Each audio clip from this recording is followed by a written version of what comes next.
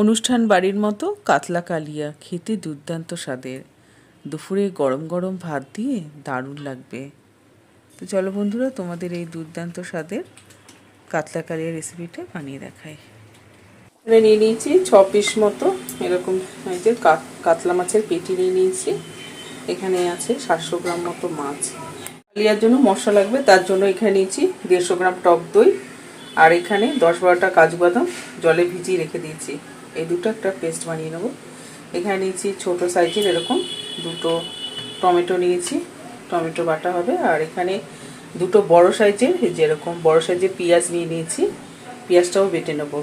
আর সাথে আরেকটা বাটা মশলা লাগবে, নিয়েছি একটা মিডিয়াম সাইজের রসুন, 1.5 ইঞ্চি আদা আর 4টে কাঁচা লঙ্কা। এটা আলাদা একটা পেস্ট হবে। তো চলো বন্ধুরা, এই মশলাগুলো সব পেস্ট বানিয়ে নিই, মশলাগুলো তৈরি করে নিই। পরিমাণ অনুযায়ী দিয়ে দিলাম নর্মাল চামচের 1 চামচ নুন, 1/2 চামচ হলুদ গুঁড়ো, দিয়ে দেবো 2 চামচ মতো সর্ষের তেল। নুন হলুদ সর্ষের তেল দিয়ে মাছগুলো ভালো করে মেখে নেব।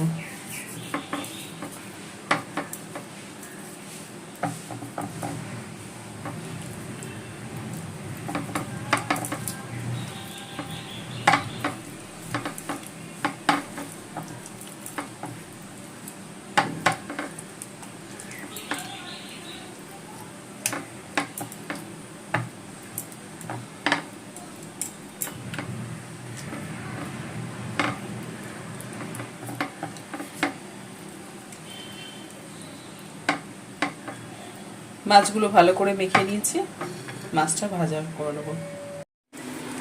গ্যাসটা ধরিয়ে দিলাম, একটা কড়াই বসিয়ে দিচ্ছি। কড়াই ভালো করে গরম করে নেবো। কড়াই খুব ভালো করে গরম করে নিয়েছি, দিয়ে দেবো 100 গ্রাম মতো সর্ষের তেল। তেল ভালো করে গরম করে নেবো। তেল খুব ভালো করে গরম করে নিয়েছি, দিয়ে কড়াইয়ের চারদিকে লাগিয়ে নিলাম। গ্যাসটা লোতে করে মাছটা তেলের মধ্যে দিয়ে দিলাম।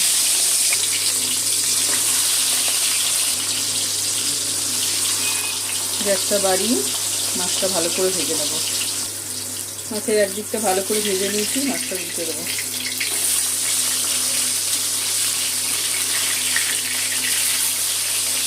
দিয়ে মাছের অন্য পিঠটাও লাল করে ভেজে নেব। মাছের 2 দিকটা খুব ভালো করে ভেজে নিয়েছি, তেলটা থেকে মাছটা নামিয়ে নেব।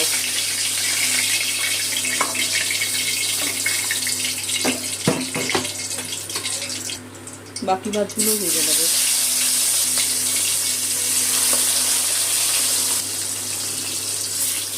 মাছের 2 পিঠটা লাল করে ভেজে নেব। মাছটা ভাজা হতে থাকবে, ততক্ষণে মশলাটা বানিয়ে নেব। মাছের 2 পিঠ কড়া করে ভেজে নিয়েছি, তেলটা থেকে মাছটা নামিয়ে নেব। মাছ ভেজে তেলে ফোড়নে দিয়ে দেবো গোটা গরম মশলা, জিরে, তেজপাতা আর শুকনো লঙ্কা। শুকনো লঙ্কাটা একটুখানি মাঝখান দিয়ে একটু কেটে দিয়েছি।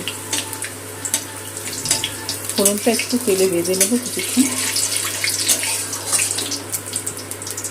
ফোড়ন ভালো মতো হয়ে গেছে, এর মধ্যে 2টো বড় সাইজের পেঁয়াজ কেটে দিয়ে দিলাম। পেঁয়াজ বাটাটা একটু তেলের মধ্যে কষিয়ে নেব। একটু ভালো করে কষাতে হবে যাতে পেঁয়াজের গন্ধটা না থাকে।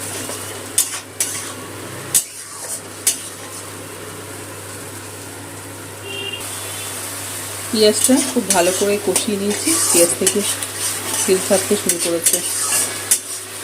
5 মিনিট ধরে ভালো করে কষিয়ে নিয়েছি। এর মধ্যে দিয়ে দেবো আদা রসুন কাঁচা লঙ্কা বাটা।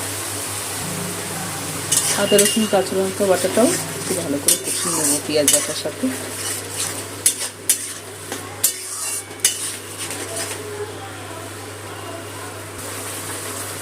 মশলা ভালো করে কষিয়ে নিতে হবে যাতে মশলা কাঁচা গন্ধটা না থাকে।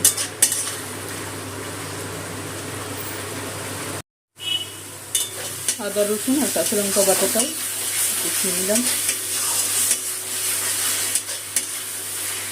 কষানো হয়ে গেছে, এরপর এর মধ্যে টমেটো বাটাটা দিয়ে দিলাম।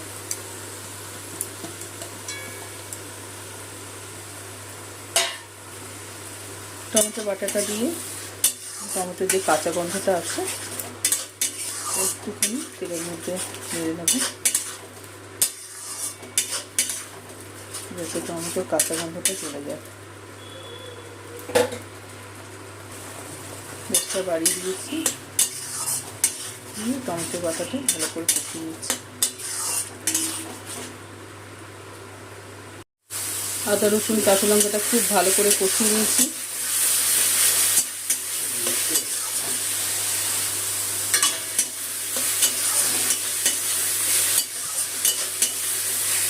মশলা খুব ভালো করে কষানো হয়ে গেছে। কাজু আর টক দইয়ের পেস্টটা দিয়ে দেবো এর মধ্যে। বাটিটা ধুয়ে অল্প একটু জল দিয়ে দিলাম। এর মধ্যে দিয়ে দেবো কিছু গুঁড়ো মশলা, নুন, হলুদ গুঁড়ো, ঝাল লঙ্কার গুঁড়ো, কাশ্মীরি লঙ্কার গুঁড়ো, জিরে ধনে গুঁড়ো, চিনি সব হাফ চামচ করে। এখন কাজু বাদাম, টক দই আর যে গুঁড়ো মশলাগুলো দিলাম সবগুলো কষিয়ে দেবো।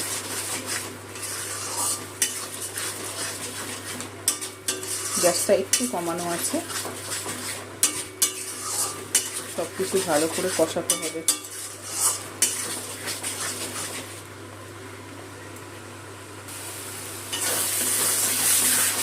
মশলাটা খুব ভালো করে কষিয়ে নেব।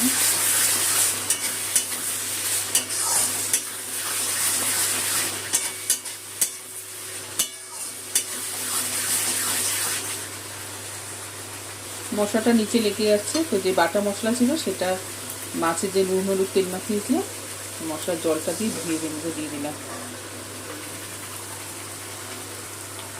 মশলা বাটার জলটা দিয়ে আর একটুখানি 5 মিনিট মতো একটু কষিয়ে নেব।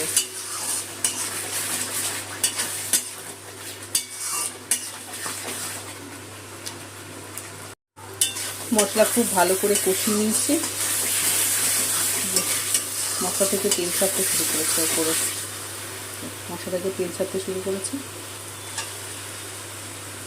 গ্রেভির জন্য এখানে ছোটো বাটি 1 বাটি গরম জল দিয়ে দিলাম। গরম জলটা মিশিয়ে নেবো মশলার সাথে।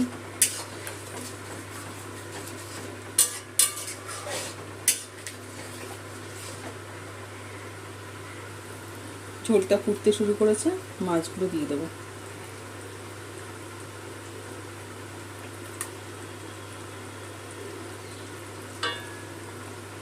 ভাজা মাছগুলো দিয়ে দিলাম ঝোলের মধ্যে। এটা খুব বেশি পাতলা ঝোল হবে না, একটু ঘনই হবে।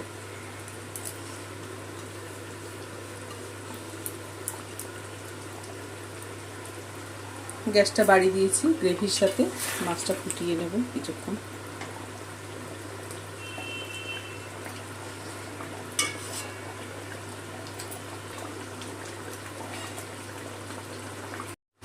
মাছটা গ্রেভির সাথে 1 মিনিট মতো একটু ফুটিয়ে নিয়েছি।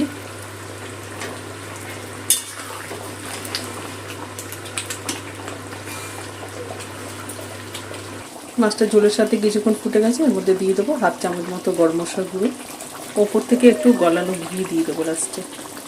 মাছ কালিয়া হয়ে গেছে, ঘি আর গরম মশলাটা মিশিয়ে নেব, তাহলেই আমাদের ডাউন সুস্বাদু মাছের কালিয়াটা হয়ে গেছে। একটু ফুটিয়ে নিলাম, দিয়ে গ্যাসটা বন্ধ করে দিলাম। অনুষ্ঠান বাড়ির মতো কাতলা মাছের কালিয়াটা হয়ে গেছে। তো বন্ধুরা, তোমরাও বাড়িতে এইভাবে কাতলা কালিয়া বানিয়ে খেও, দারুণ লাগবে খেতে। ভালো লাগলে প্লিজ বন্ধুরা একটু লাইক দিও, চ্যানেলটা সাবস্ক্রাইব আর ফলো করার অনুরোধ রইল তোমাদের কাছে। আজ এই পর্যন্ত, আবার চলে আসবো নতুন রেসিপি নিয়ে। সবাই ভালো থেকো, ধন্যবাদ।